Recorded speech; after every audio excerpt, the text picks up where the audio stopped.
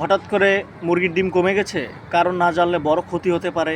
এখনই জেনে নিন কী কারণে আপনার মুরগির ডিম কমে গেল। আজকে আমি দেখাবো মুরগির ডিম কমে যাওয়ার লক্ষণ ও সহজ সমাধান। লক্ষণগুলো হতে পারে বা হচ্ছে আগে নিয়মিত ডিম দিত, এখন কম দিচ্ছে, তাই তো। মুরগি দুর্বল বা ঝিম ধরে বসে থাকে, তাই তো। খাবার খাওয়ার পরিমাণ কমে গেছে, ডিমের সাইজ ছোট হয়ে গেছে, খোলস পাতলা বা নরম হয়ে গেছে। কারণ কি?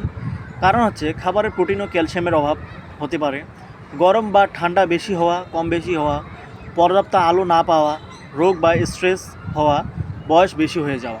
এই সমস্যাগুলো হতে পারে আপনার খামারে, এই জন্য ডিম কমে গেছে। তো এর সমাধান বা করণীয় কী হতে পারে? 1 নাম্বার, ভালো খাবার দিন, প্রোটিন ও ক্যালসিয়াম সমৃদ্ধ খাবার দিন।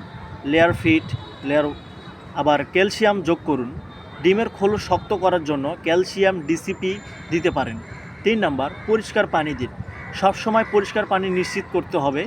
আলো ঠিক রাখুন, প্রতিদিন 14 থেকে 16 ঘন্টা আলো নিশ্চিত করতে হবে আপনার খামারে।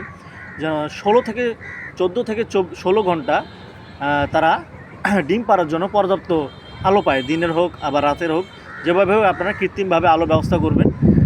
আর অসুস্থ মুরগি আলাদা করতে হবে, রোগ থাকলে দ্রুত চিকিৎসা দিন। শেষে শেষ কথা, এই নিয়মগুলো মেনে চললে আপনার মুরগির ডিম আবার বাড়বে ইনশাল্লাহ।